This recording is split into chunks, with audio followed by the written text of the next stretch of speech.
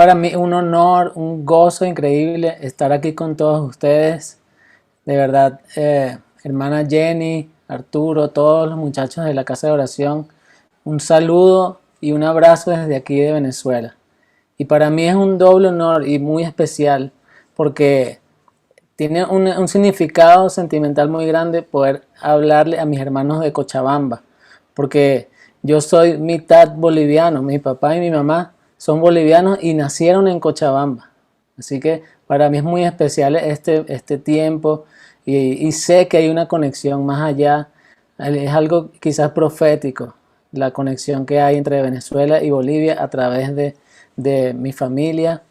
Así que creo que Dios tiene algo muy especial preparado para estos 3 martes. Y cuando la hermana Jenny me dijo, quiero que enseñes acerca de los últimos tiempos a mi equipo, yo me emocioné muchísimo porque esta es mi pasión, enseñar acerca de los últimos tiempos es algo que yo disfruto y el Señor ha puesto esa carga en mí y en mi esposa Alixana. Por eso tenemos este ministerio precursor que llamamos, porque tenemos esta carga de preparar el camino para el Señor. Su venida está cerca y necesitamos prepararnos. Y Jesús lo dijo muy claro en Mateo 24, en su discurso en el Monte de los Olivos. Miren que nadie los engañe. Y aquí estamos para prepararnos, para conocer más, para indagar más, para escudriñar acerca de esto. Y yo creo que Dios les va a inquietar. No crean que yo les voy a enseñar todo lo que pueden saber acerca de los últimos tiempos en 3 martes. De hecho, es un reto, ha sido un reto y un desafío poder preparar este material y esta enseñanza. Porque hay muchísimo que podemos hablar. Pero lo que yo pretendo es de alguna manera dejarlos con ese deseo y esa hambre, esa sed de más, de buscar en su palabra, de escudriñar. Así que vamos directamente a comenzar. Yo voy a hacer una oración y vamos a comenzar de lleno porque tenemos mucho que hablar en esta sesión de hoy. Padre, te damos gracias por esta noche, gracias por esta oportunidad que nos da de adentrarnos en tu palabra, de profundizar en aquellas cosas que tú nos llamas a profundizar, especialmente en estos tiempos en que nos encontramos cerca de tu regreso. Queremos conocerte, queremos saber acerca de tu venida y queremos estar preparados para no ser engañados en estos tiempos tan oscuros y perversos que estamos viviendo, Señor. Por eso te pido, habla a través de mí y revela tu palabra a cada uno de los que están aquí presentes escuchando, Señor. Espíritu Santo, ven y revélanos a Cristo. Te lo pido en el nombre de Jesús. Amén. Amén. Bueno, yo voy a compartir una presentación mientras hablo con ustedes que nos ayudará un poco a ver algunos puntos importantes que quisiera resaltar. Preparándonos para su venida. Así hemos titulado este curso. Y es lo que de alguna manera espero que logremos, prepararnos un poco y dejarlos con mucho material para ustedes estudiar. ¿Qué es lo que vamos a buscar en esta noche? Tener una perspectiva bíblica de lo que creemos. Los últimos tiempos. Todos pensamos y nos preguntamos mucho acerca de los últimos tiempos. En este tiempo que estamos viviendo de pandemia, de crisis global, de guerra, de hambruna, de pestes. Y es muy importante que tengamos una perspectiva bíblica de lo que creemos. Necesitamos esa perspectiva, porque si no podemos ser engañados. Todos tienen una teoría, todos tienen algo que decir acerca de los últimos tiempos, todos tienen algo que opinar. No nos podemos dejar llevar por las noticias, no nos podemos dejar llevar por lo que nos dice cualquier persona. Tenemos que nosotros saber lo que dice la palabra. Y la palabra nos dice todo lo que necesitamos saber acerca de los últimos tiempos. Y ciertamente hay cosas que no nos dice. Y eso es bueno también. Porque necesitamos nosotros entrar en una relación de fe y de confianza con el Señor. Y no inquietarnos por aquellas cosas que no entendemos. Entonces es importante tener una perspectiva bíblica. Los últimos tiempos es un tema central y lo más importante de este tema es quién es Jesús. Tenemos que nosotros estar claros de quién es Él y todo lo relacionado con su regreso. Él dice que viene a buscar una novia preparada, que se ha preparado. Entonces yo los felicito porque en esta noche estamos cumpliendo de alguna manera esa exhortación, esa invitación a prepararnos. Bueno, hay distintos puntos de vista en cuanto a los últimos tiempos. Y vamos a ver algunas formas de ver los últimos tiempos que por años se han creído o se han visto de esta manera, pero tienen algunas limitaciones o incluso aspectos negativos que hacen que no comprendamos realmente lo que Dios necesita que comprendamos. Entonces, en primer lugar, les voy a hablar de dos puntos de vista que son muy populares para abordar los últimos tiempos. Tenemos un punto de vista que es el punto de vista demasiado pesimista. No sé cuántos se identifican con la imagen que está aquí cuando piensan acerca de los últimos tiempos. Esta visión demasiado pesimista considera que los eventos de los últimos tiempos son tan terribles que la iglesia debe ser raptada antes de que comiencen para ser librada de ellos. Quizás alguien se identifique con esta forma de verlo o conozca a alguien que lo vea así o por años lo ha visto así. Cuando piensas acerca de los últimos tiempos, piensas que va a ser un tiempo tan terrible que todo se trata de persecución, de muerte, del anticristo, del dragón, de decapitados y que de ninguna manera este tiempo de la historia va a ser soportable. Necesitamos escapar de él. Dios nos libre de pasar por los últimos tiempos. Ese es el punto de vista demasiado pesimista. Pero hay otro punto de vista que es demasiado optimista. Luego vamos a ver esto en cuanto a posiciones teológicas. Pero esta visión demasiado optimista considera que la iglesia logrará establecer completamente el reino de Dios en la tierra antes de que regrese Jesús. Entonces te da una necesidad de alcanzar y transformar todas las esferas de la sociedad porque tienes la concepción de que se va a lograr todo y se debe lograr todo antes del regreso de Jesús. Y esta es otra posición teológica, la cual es también muy peligrosa porque va a llevar a un estado de confusión y desengaño cuando vengan los tiempos difíciles que sí van a venir y nos demos cuenta que esto no era totalmente cierto. Entonces ninguno de estos dos puntos de vista es bueno a la hora de abordar el tema de los últimos tiempos. Nosotros vamos a hablar de tres posiciones teológicas que son las más conocidas para luego enfocarnos en la que realmente yo considero que es la más correcta y les voy a dejar a ustedes toda esta información para que sea el Señor en oración a través de una relación íntima y una búsqueda de su palabra que cada quien llegue a esa convicción. Entonces, tenemos tres perspectivas, otra forma de ver los últimos tiempos. Tres perspectivas erróneas que también nos alejan del sentido correcto que Dios quiere que tengamos. Una perspectiva demasiado negativa es esta visión que dice, no hagamos nada por esta sociedad, pues ya está destinada a su perdición en manos del anticristo. De hecho, por años la iglesia pensó de esa manera, o parte de la iglesia, digamos.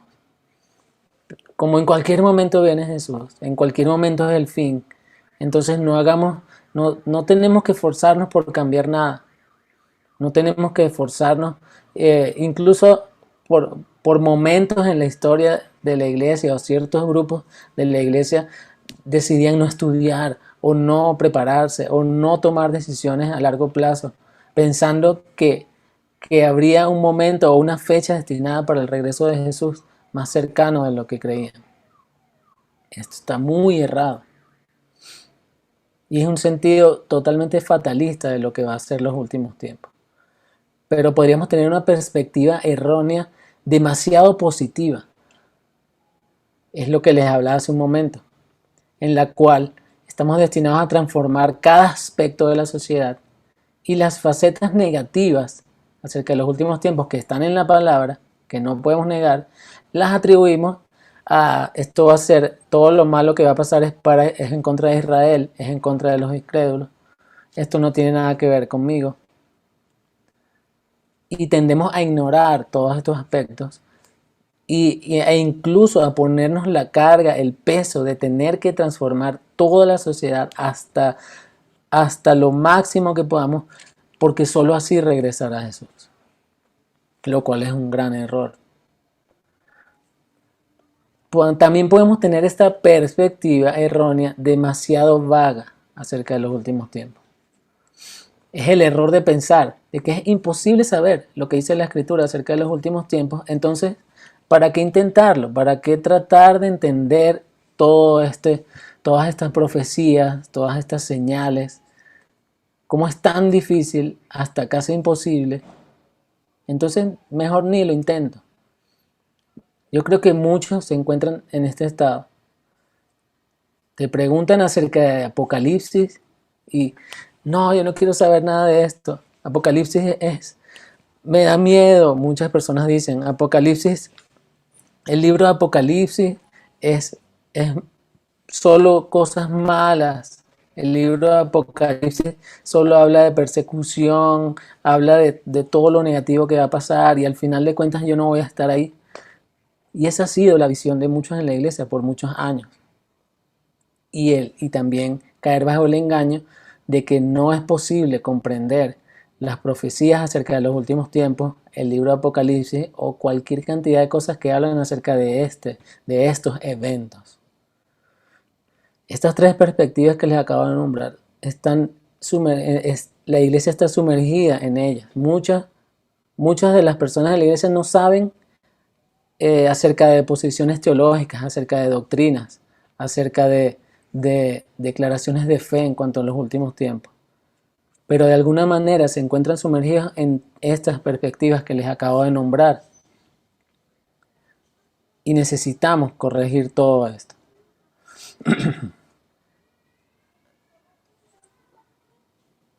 Entonces, la gran pregunta. Entonces, ¿cuándo regresa Jesús? Y en esto se basan estas teorías o estas perspectivas. Porque al final, todo en cuanto a los últimos tiempos, se los decía antes, se centra en la persona de Cristo, en la persona de Jesús. Y nosotros, para poder tener una actitud correcta frente a los eventos que vienen, necesitamos estar claros en lo que creemos y por qué lo creemos. No porque un teólogo estableció una doctrina, no porque Rubén Guardia enseñó una noche a los hermanos de Cochabamba cuál era la doctrina que él prefiere. No, es porque yo sé que la palabra sustenta mi creencia. Entonces, esto es lo que vamos a tratar de ubicarnos en las Escrituras en cuanto a todas estas doctrinas. ¿Cuándo regresa Jesús? Entonces se desarrollan tres posiciones: premilenialismo, amilenialismo y postmilenialismo. Y si se dan cuenta, todo se refiere a algo que se llama milenio. El milenio es, según la palabra, un reino de 1000 años en el cual reinará Cristo la tierra, en un reino de justicia y equidad. Es lo que describe la palabra. Apocalipsis 20, Isaías 2 y un sinfín de versículos y pasajes nos habla de esto. Por cierto, olvidé mencionarles, y en el material a los que se inscriban y no sé, cualquier otra persona después se puede comunicar con el equipo de la casa de oración. En el material que les vamos a facilitar van a encontrar un recurso que se llama los 150 capítulos de los últimos tiempos. Y es una recopilación de todos los capítulos, quizás hay un poco más, que de la palabra hablan acerca de los últimos tiempos, de la venida de Cristo, de la gran tribulación, de los años previos a la venida de Cristo, del milenio, de la era eterna. Todo esto que quizás nos preguntamos a veces, no sé cómo entender esto, no sé qué dice la palabra, pues de todo esto habla la Biblia, hasta tanto que son 150 capítulos y más que hablan de esto, de la segunda venida de Cristo. Entonces, les comenté que el milenio son estos 1000 años durante los cuales reinará Jesús después de que regrese. Es lo más lógico pensar. Pero estas tres posiciones teológicas giran en torno a eso. ¿Cuándo regresa Jesús? Entonces, el premilenialismo dice que Jesús regresa antes del milenio. ¿Qué significa esto? Que Jesús regresará a la tierra. Inmediatamente después de que regrese, comienza este periodo de 1000 años de su reinado. Sencillo. La segunda postura que les voy a explicar es el amilenialismo. Como su nombre lo dice, esta postura habla de que no hay un milenio y todo lo referente al milenio que encontramos en la Escritura es interpretado como figurativo o simbólico. Es decir, Jesús no reinará 1000 años. Estos 1000 años habla de un reino muy largo. Hay distintas formas también de ver esto, según los que creen esta postura. Muchos creen que su reino de 1000 años comenzó cuando él venció a Satanás en la cruz, a principios del siglo, del siglo I, y su reino de 1000 años está en acción y no ha parado. Esta es una postura. Y cuando Jesús regrese, pues comienza la era eterna y nada ha pasado. El milenio no termina ni comienza, sino que Jesús ya está reinando. Esa es la forma de ver el reino de Cristo según el amilenialismo. Y ya ustedes pueden ver si les recuerda, si han escuchado alguna de estas posturas, que alguien se las ha enseñado, o si creen esto. Y la tercera es el postmilenialismo. Después del milenio. ¿Cuándo regresa Jesús? Después del milenio. No tiene mucho sentido, pero cuando lo dices no tiene mucho sentido. Pero es una postura, es una creencia. Y esta postura teológica quiere decir que la iglesia va a llevar a cabo ese milenio simbólico en el cual vamos a establecer el reino de Jesús en la tierra, y cuando terminemos de establecer el reino en toda la tierra y toda la tierra esté dominada por el cristianismo, entonces y solo entonces vendrá Jesús. Ahora, cuando se los explico, quizás va tomando un poco más de sentido conforme a lo que creen muchas personas, que tienen vamos a decir, una necesidad, un afán en alcanzar y transformar cada área y aspecto de la sociedad, pensando que solo así se logrará el regreso de Jesús, o pensando que la Biblia apoya que todo será conquistado por el cristianismo previo a la venida de Jesús. Es una forma en la que muchos creen. Entonces, teniendo en cuenta estas tres posturas, yo les voy a hablar acerca del premilenialismo.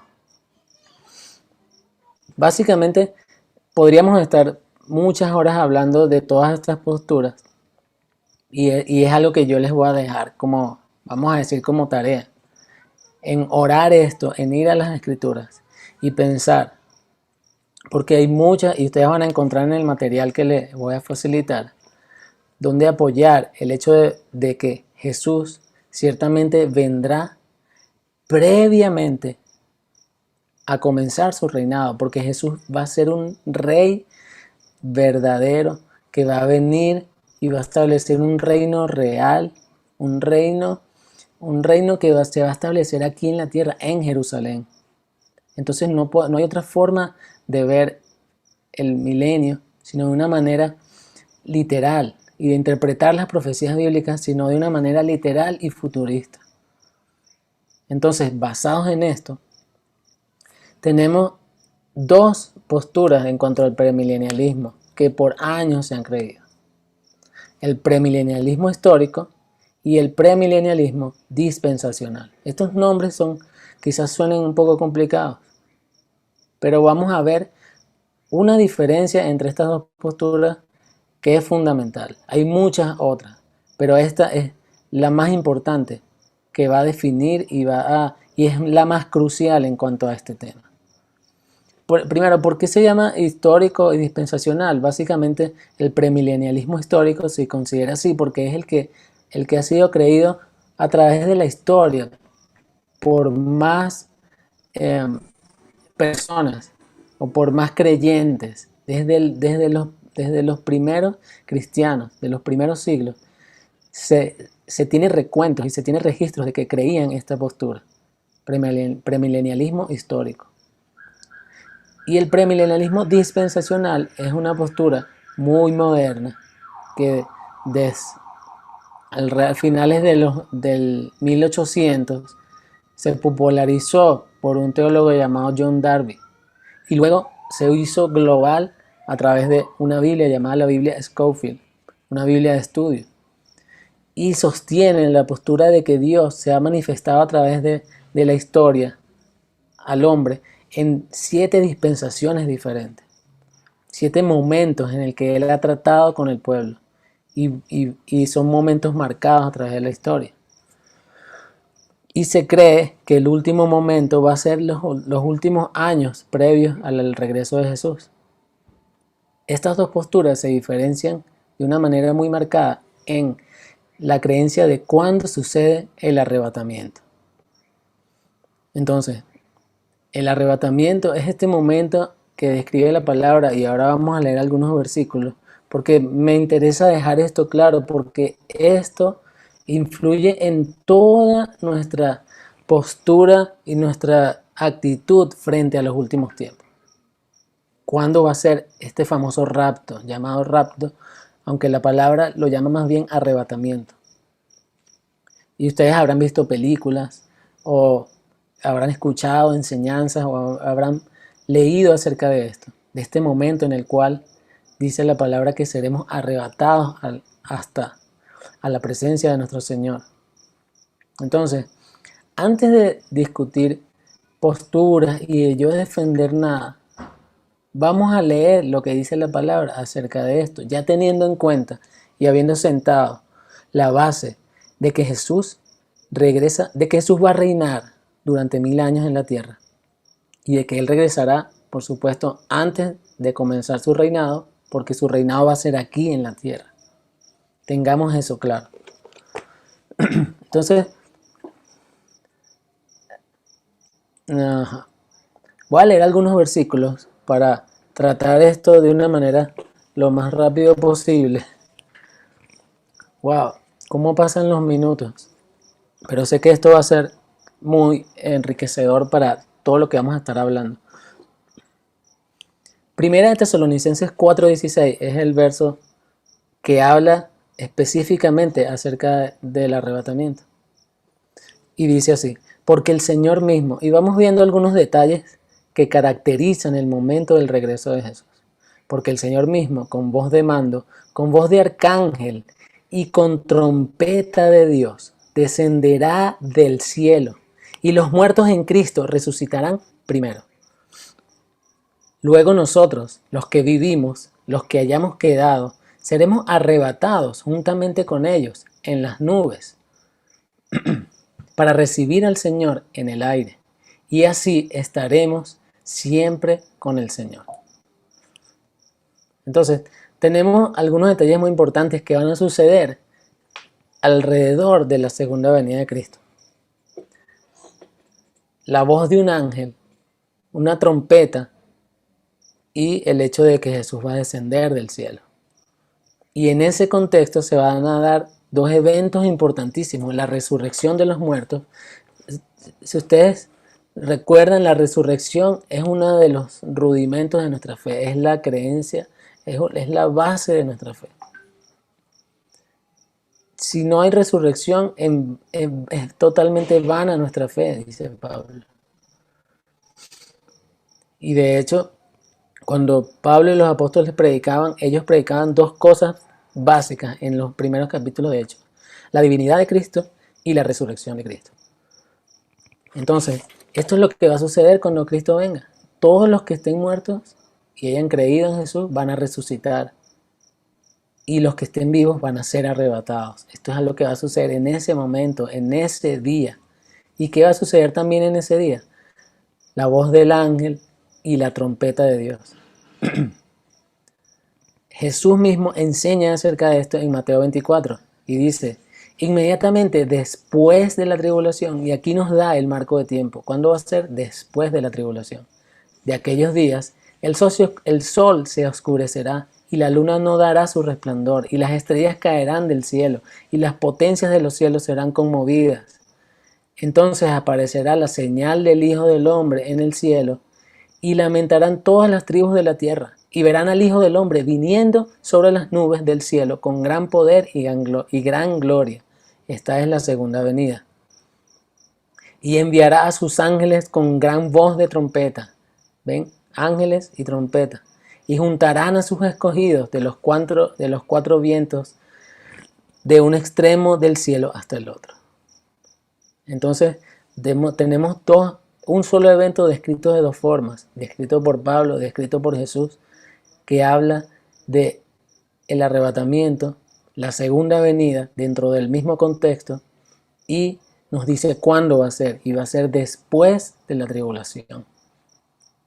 Y voy a saltar esto para avanzar un poco más, y les dejo este versículo, 2 Tesalonicenses 2:1.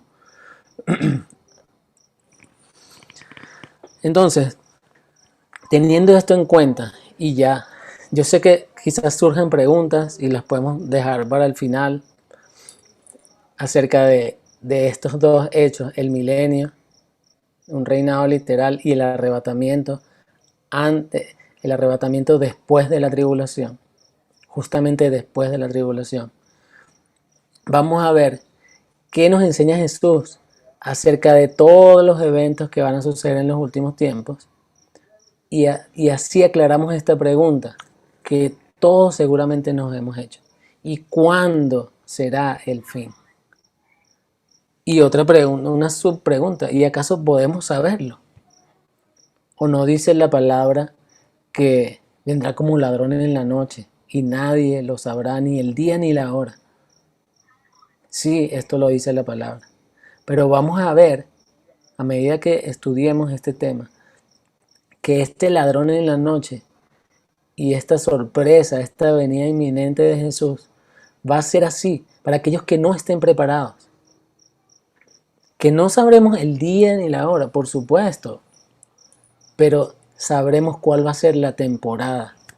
Porque Jesús una y otra vez nos exhorta a que no nos dejemos engañar, a que estemos preparados, a que sepamos cuándo es el tiempo en que se acerca su venida, y veamos, y dice: cuando sea este tiempo, mira hacia el cielo, que ya viene tu redención. Y nos exhorta a ver al olivo, a la higuera, cuando esté a punto de dar fruto, para que sepamos que ya es el tiempo, que ya se acerca. Entonces vamos a ver qué dice, porque si ustedes se habrán preguntado esto, les digo que los discípulos también se lo preguntaron, y le preguntaron a Jesús tal cual como ustedes se lo deben estar preguntando muchas veces, y le dijeron, esto es en Mateo 24, el discurso en el Monte de los Olivos. Los dos discursos más importantes de Jesús fueron dados en un monte: el Sermón del Monte y el Sermón del Monte de los Olivos. Interesante.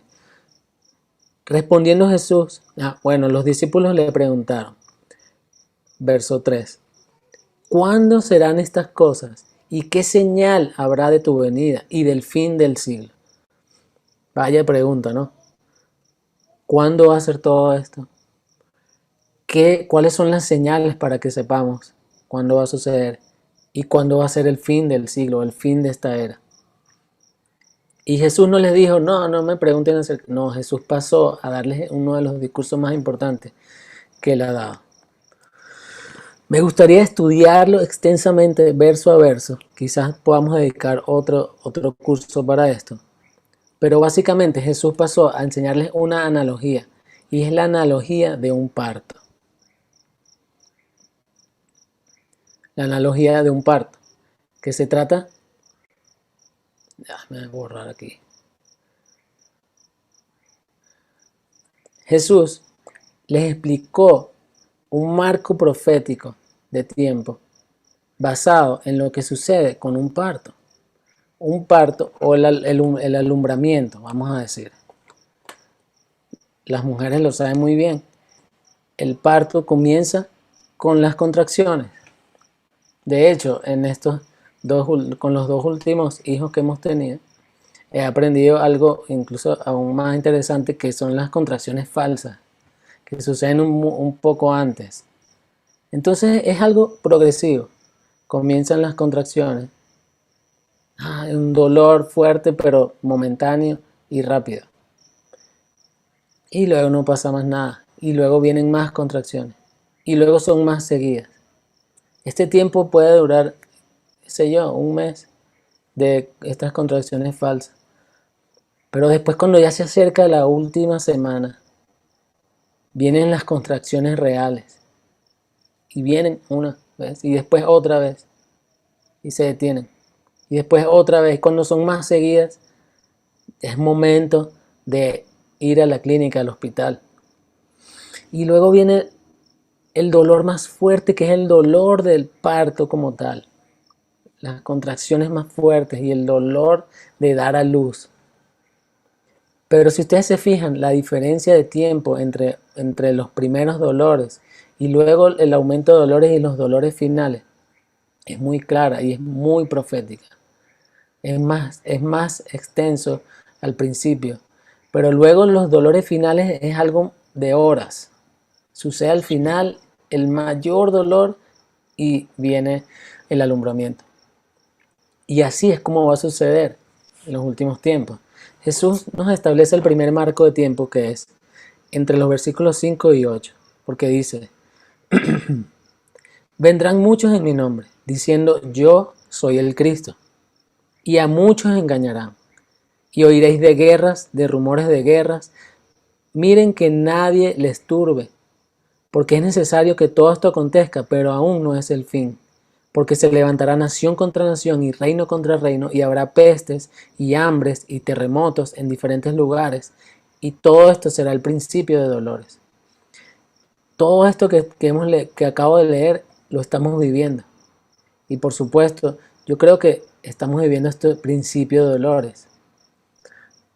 De hecho, esta pandemia que estamos viviendo es increíblemente una señal de este principio de dolores. Y aquí habla de pestes, de hambres, de guerras, de rumores de guerras. Pero fíjense que Jesús dice, no se turben, o sea, no se desestabilicen. Porque todo esto es necesario, pero aún no es el fin. Aún no es el fin. Luego viene el segundo marco de tiempo, del 9 al 14, y nos dice, entonces los entregarán a tribulación. Y recuerden esta palabra, la tribulación. Y os matarán, y serán aborrecidos de todas las gentes por causa de mi nombre. Esto ya está sucediendo en muchas partes, pero Jesús está hablando de algo global, en toda la tierra. Muchos tropezarán y entonces se entregarán unos a otros, y otros os aborrecerán. Muchos falsos profetas se levantarán y engañarán a muchos. Mas el que persevere hasta el fin, éste será salvo. Y será predicado este evangelio del reino en todo el mundo, para testimonio a todas las naciones, y entonces vendrá el fin. Entonces, aquí hay otra señal muy importante, hay muchas que podemos hablar, pero la señal clave de esto es que dice, y será predicado este evangelio del reino en todo el mundo. Recuerden que la Biblia es muy clara y tenemos que tomar las enseñanzas de manera literal, a menos que la Biblia misma, y así lo hace, se exprese que estamos hablando de simbología o de literatura simbólica, figurativa. Jesús está diciendo, la señal básica de este marco de tiempo es que será predicado el Evangelio en todo el mundo. Es por esto que muchas agencias misioneras y de evangelismo, de evangelización, tienen muy claro cuántas etnias o cuántos grupos étnicos o de indígenas no han conocido todavía el Evangelio y hacen un esfuerzo inmenso por traducir la palabra en todos los idiomas posibles para lograr este cometido, pero aún no se ha logrado. Calculan algunos que para 2030, 2040 son estimaciones. El hecho es que esta es una de las cosas que marcará este marco de tiempo. Y esto está llegando a realizarse. Luego viene el segundo marco de tiempo, porque cuando Jesús dice, entonces vendrá el fin, significa que lo que va a decir ahora ya es la última etapa. Por tanto, cuando vean en el lugar santo la abominación desoladora de que habló el profeta Daniel, el que lea, entienda. Entonces los que están en Judea huyan a los montes, los que están en la azotea, el que esté en la azotea no descienda para tomar algo de su casa, y el que está en el campo no vuelva atrás para tomar su capa. Mas hay de las que estén encintas, y de las que se críen, y de las que críen en aquellos días. Orad pues, para que vuestra huida no sea en invierno, ni en día de reposo. Porque habrá entonces, y marquen esta frase, gran tribulación, la cual no la ha habido desde el principio del mundo hasta ahora, ni la habrá.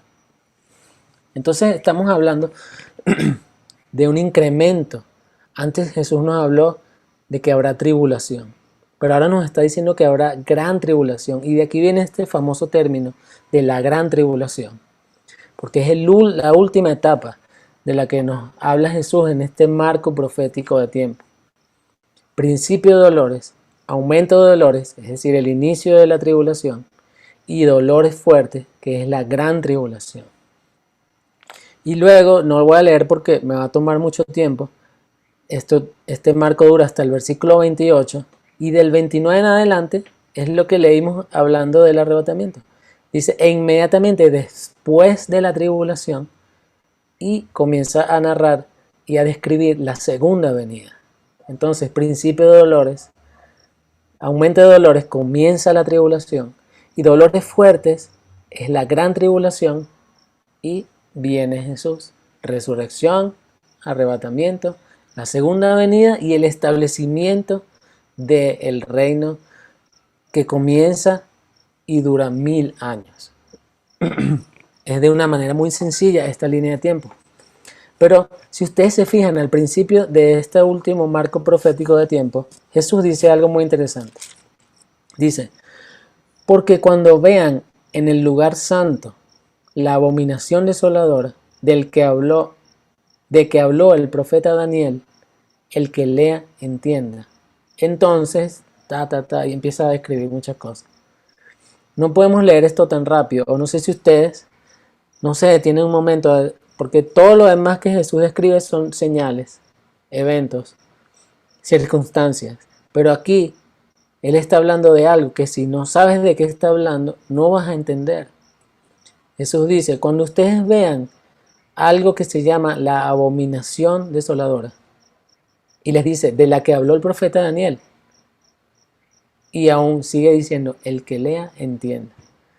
Lo que hizo Jesús en este momento fue hacernos una invitación. El que lea, entienda. El que lee, entienda. Jesús nos está invitando a que estudiemos el libro de Daniel, en este verso de Mateo 24:15. Y es muy importante esta invitación. Esto lleva a este estudio a otro nivel, mucho más profundo y mucho más complejo. Pero con esto no los estoy, no quiero ahuyentarlos o asustarlos de realizar este estudio. Más bien, quiero invitarlos y animarlos a que estudien el libro de Daniel. Es un libro que requiere una dedicación, por supuesto. Pero bien dice la palabra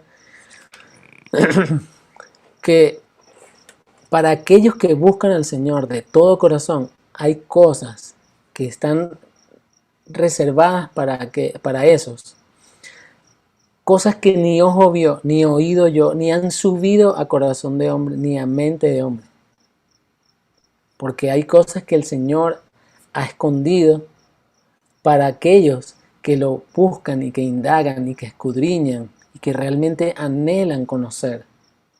Y no es que Dios no quiera que sepamos, sino que Dios anhela ese acercamiento, que tengamos ese acercamiento y esa profundidad.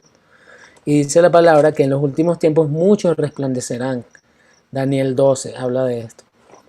Entonces, para finalizar, vamos a ver rápidamente, y esto rápidamente es, de verdad, no sé si sea posible, pero creo que lo estamos logrando, el cometido de hoy.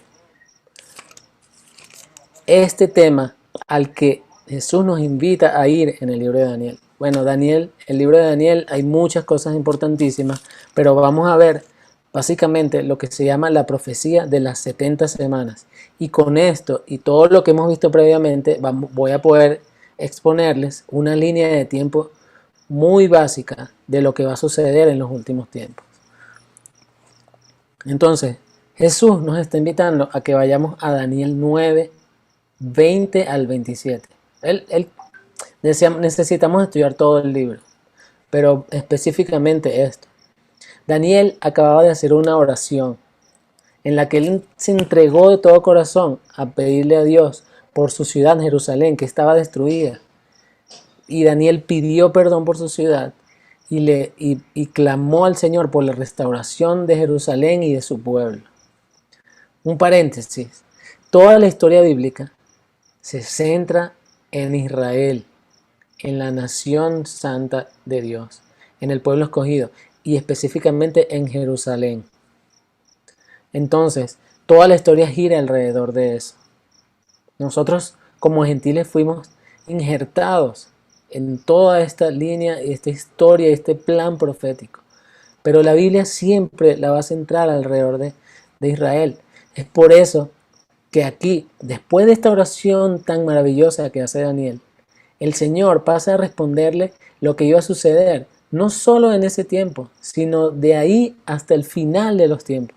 Es increíble esa relación que tenía Daniel con Dios.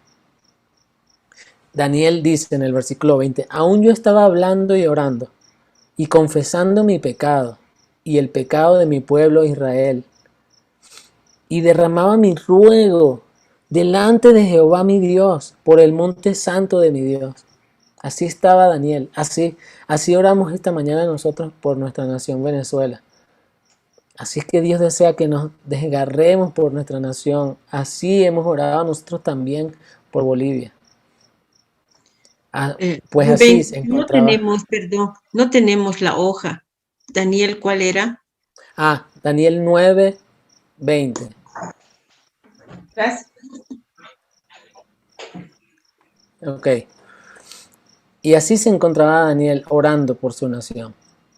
Y dice, aún estaba yo hablando en oración cuando el varón Gabriel, a quien había visto en la visión al principio, volando con presteza, es decir, el ángel, el arcángel Gabriel, vino a mí como a la hora del sacrificio de la tarde y me hizo entender y habló conmigo diciendo, Daniel, ahora he salido para darte sabiduría y entendimiento.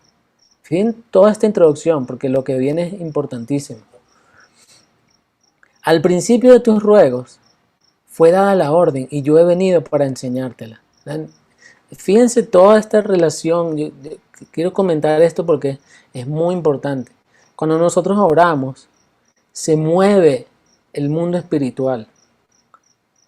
Y véanlo así. Daniel estaba orando y aún estaba orando y vino un ángel, dice, con presteza, velozmente a decirle, Daniel, tan solo tú comenzaste a orar y ya a mí me dieron la orden, ve a donde Daniel y enséñale y dale sabiduría y entendimiento. de cosas que él necesita saber y escribir. Y también le dice, porque tú eres muy amado, entiende pues la orden y entiende la visión. Además lo afirmó como muy amado. Entonces le viene a decir, 70 semanas están determinadas sobre tu pueblo y sobre tu santa ciudad, para terminar la prevaricación, para poner fin al pecado, para expiar la iniquidad y para traer justicia perdurable, y sellar la visión y la profecía y ungir el lugar santísimo. No vamos a ahondar en cada detalle de lo que va a suceder, pero el detalle más importante que le está diciendo es que esto iba a ocurrir en un marco de tiempo de 70 semanas. Y cada semana, estamos hablando aquí, el término semana en el hebreo podía significar distintos grupos de números 7. Una semana son 7 días, pero también podía referirse a 7 años. Entonces, aquí esta profecía se refería a años. Entonces, habrían 70 veces 7 años para todo el plan que Dios tenía desde ese momento hasta el final de la historia de Israel. Y ustedes se preguntarán, ¿y eso qué tiene que ver con nosotros? Pues como les decía antes, dentro de ese marco de tiempo de la historia hasta todo el trato de Dios con Israel hasta el final, es que está metido todo el plan de Dios para la humanidad. Entonces le dice, sabe pues, Daniel, y entiende que desde la salida de la orden para restaurar y edificar a Jerusalén hasta el Mesías príncipe habrá 7 semanas. Es decir, desde el momento en que fuera encomendado la restauración y la edificación de Jerusalén hasta que venga el Mesías, habrá 7 semanas. Y 72 semanas. Es decir, habrá un marco de 7 semanas y luego un marco de 62 semanas. Es decir, 483 años. Y eso lo vamos a ver ahora simplemente les estoy explicando de una manera muy superficial esta profecía. Después de las 62 semanas, se le quitará la vida al Mesías, mas no por sí. Y el pueblo de un príncipe que ha de venir destruirá la ciudad y el santuario. Y su fin será con inundación y hasta el fin de la guerra durarán las devastaciones. Y por otra semana confirmará el pacto con muchos. A la mitad de la semana hará cesar el sacrificio y la ofrenda. Después, con la muchedumbre de las abominaciones, vendrá el desolador, hasta que venga la consumación y lo que está determinado se derrame sobre el desolador. Esto parece muy complicado, pero ahora lo vamos a ver en este gráfico. Básicamente, el Señor le estaba diciendo a Daniel, yo he determinado que desde ahora que estamos hablando, o desde un evento que marque el inicio de esta semana hasta el final, van a haber 70 semanas, es decir, 490 años. Y el Señor siempre trabaja en marcos así. Entonces, primero le dice, desde que se mande a restaurar Jerusalén. Y esto tiene que ver con cuando iban a ser restaurados los muros o el templo, porque en ese momento estaba destruida Jerusalén. Desde ese momento hasta el Mesías príncipe habrán 69 semanas, 7 y 62. Pero luego, en ese momento, va a ser quitado el Mesías, mas no por sí. Es decir, nos está diciendo que el Mesías incluso nos describe que iba a morir, que iba a ser crucificado. Luego vamos a ver que hay un salto para hablarnos de los últimos 7 años que restan de esas 70 semanas. ¿Por qué el Señor hizo esta brecha? No lo sabemos. Pero lo cierto y la clave para entender que nos viene a hablar del final es que habla de los eventos que van a suceder justo antes del establecimiento del reino. Entonces, podemos perfectamente ubicar todos los otros eventos que nos viene a hablar los últimos versículos de este capítulo 9 para describir los últimos 7 años de la historia previa al reinado de Cristo. Entonces, por esto es que nosotros creemos que la tribulación, este periodo, este marco de tiempo previos a la venida de Cristo, van a durar 7 años, porque están dentro del marco de la última semana, de la semana 70 de la profecía de Daniel. Y esta semana nos va a marcar eventos que nos sirven de señales para entender cuándo va a comenzar. Toda esta profecía nos habla de un templo funcionando, de un anticristo estableciendo un pacto con Israel. Y todo esto va a suceder durante esta última semana. Todo lo que sucede previo en las 69 semanas antes lo podemos encontrar en la historia de Israel después de la restauración de Jerusalén hasta la venida de Jesús como el Mesías. Pero esto es lo que nos importa ahora como el último tiempo profético que estamos estudiando. Entonces estos 7 años se dividen en dos, porque la profecía lo dice así. Dice, y por otra semana confirmará el último versículo, el versículo 27. Dice, y por otra semana confirmará el pacto con muchos. De esto habla Isaías, de esto habla incluso muchos salmos. El anticristo va a hacer un pacto con Israel y ellos se van a aliar con este anticristo, engañados por supuesto.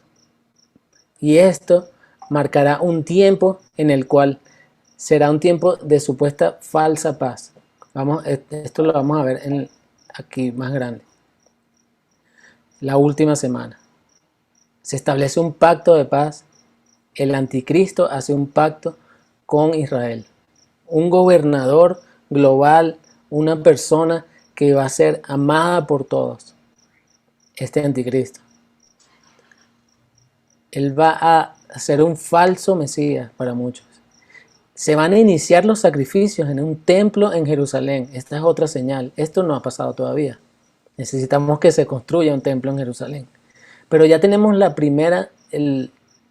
primero necesario, que era que existiera una nación llamada Israel hoy en día, y ya hay desde el año 1948.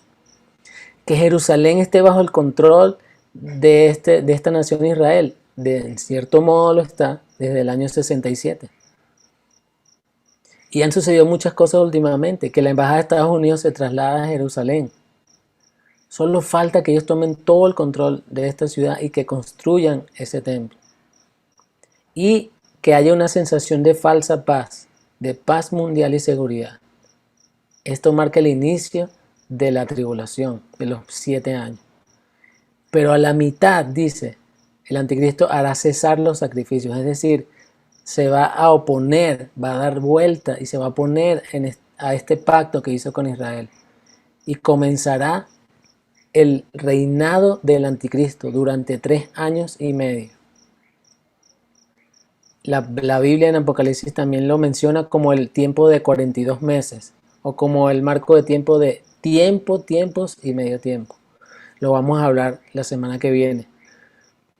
Durante este tiempo se va a establecer lo que dice Jesús, la abominación desoladora, que va a durar todos estos 3 años y medio y 30 días más.